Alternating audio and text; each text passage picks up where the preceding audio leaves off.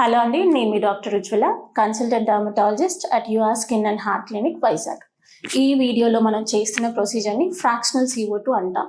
ఇది one of the gold standard for acne scars, అంటే pimples వచ్చాక పడిన స్కార్స్కి చాలా యూస్ఫుల్ అయ్యే ప్రొసీజర్.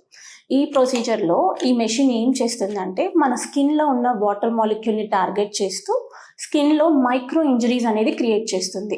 అంటే ఫ్రాక్షనల్ CO2 అని ఎందుకు అంటాము అంటే fraction of the skin at a time అది టార్గెట్ చేయడం వల్ల. సో ఈ మైక్రో ఇంజరీస్ ఫామ్ అవడం వల్ల స్కిన్లో న్యూ కొలాజన్ ఫార్మేషన్ జరిగి ఫర్మర్ అండ్ స్మూదర్ స్కిన్ అనేది రావడానికి ఛాన్సెస్ ఉంటాయి. సో ఈ CO2 లేజర్ మనం దేనికి యూస్ చేస్తామంటే, ఫస్ట్లీ యాక్నీ స్కార్స్కి ఇది గోల్డెన్ స్టాండర్డ్.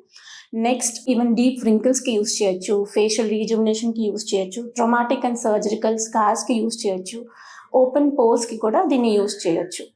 సో కొంతవరకు డౌన్ టైం ఉండే ప్రొసీజరే. యూజువల్గా 3 to 7 days డౌన్ టైం ఉండే ఛాన్సెస్ ఉంటాయి. అంటే కొంచెం రెడ్నెస్ కానీ చిన్న స్కేలింగ్ కానీ డ్రై స్కిన్ అపియరెన్స్ అనేది ఉంటుంది.